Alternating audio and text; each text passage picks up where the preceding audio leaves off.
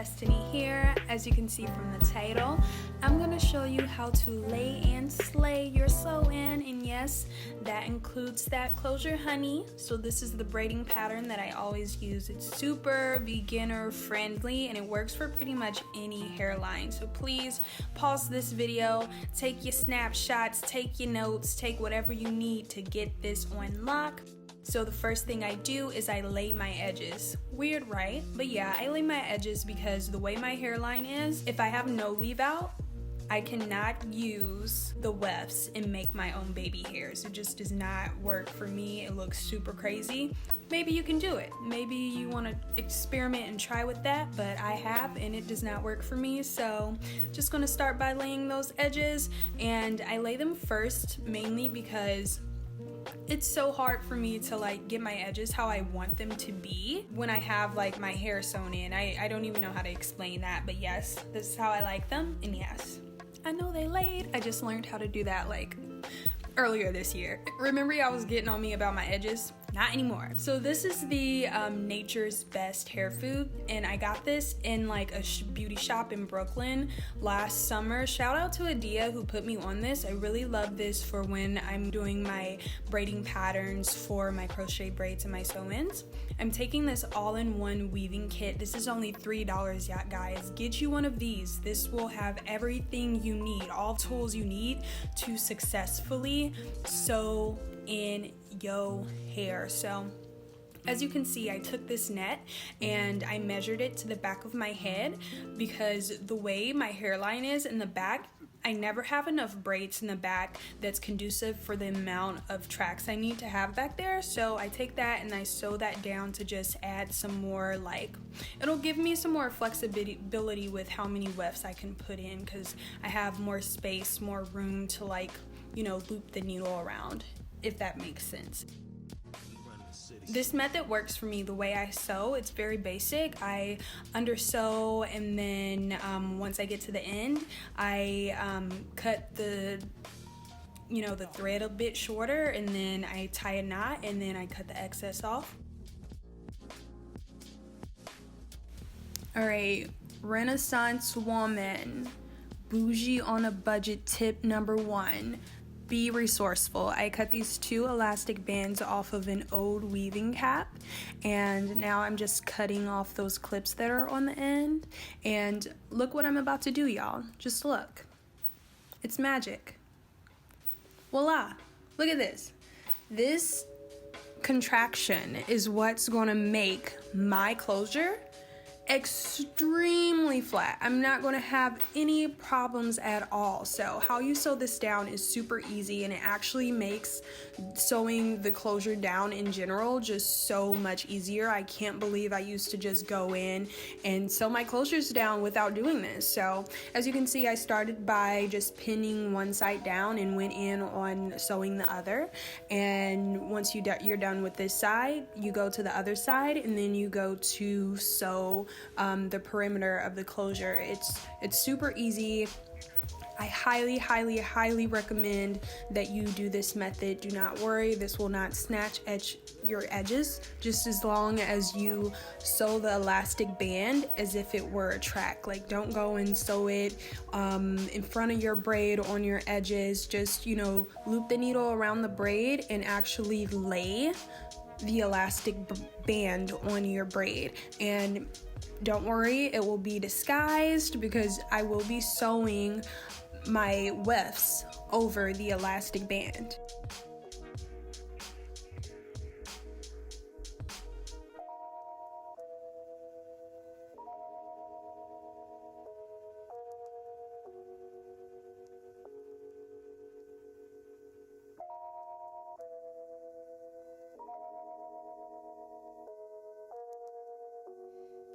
And now, as I said before, I'm just going around and sewing the perimeter of the closure down. And guys, super flat. If you want to know how to thread your needle or braid, or how to do anything that's not in this video, please hit that search bar, type in what you need, and support these other creators. And also make sure you're taking notes, take screenshots. I feel like these days we get so used to like watching one video and then going to do it and being like, okay, I got it, or I don't have it, so that blogger then didn't teach me what I needed to do. Like, no, all this is knowledge for you. So take notes, take photos, practice, come back to these videos, and again, support other YouTubers' videos and like discover what works for you. This is the hair that I'm using. Is the fabulous hair that I am installing from Ali Hair on AliExpress. This is their Peruvian body wave, and I have 28, 26, 22, 20, and an 18-inch closure, and this is their two-toned red ombre. Now I'm just going in and sewing, and honestly the process that I use to sew is super quick, and I learned it from the Africans. What I do is I fold my weft, so it's like, you know, it's folded in half, and then I take one in and start it sewing. So what I'm doing is double wefting every time I sew versus single wefting, and what this does is, one, it allows you to put more bundles in, and two, it cuts down so much on the time that it will take you to sew. And if you do this braiding pattern with this method of folding the bundle, then your sew-in will be flat. But if you don't do like if you don't have a really nice base, then you will definitely be able to tell that you double wefted, the wefts as you sewed. I'm so bad at these explanation videos, but yeah, now I'm just closing the space between the wefts and the closure.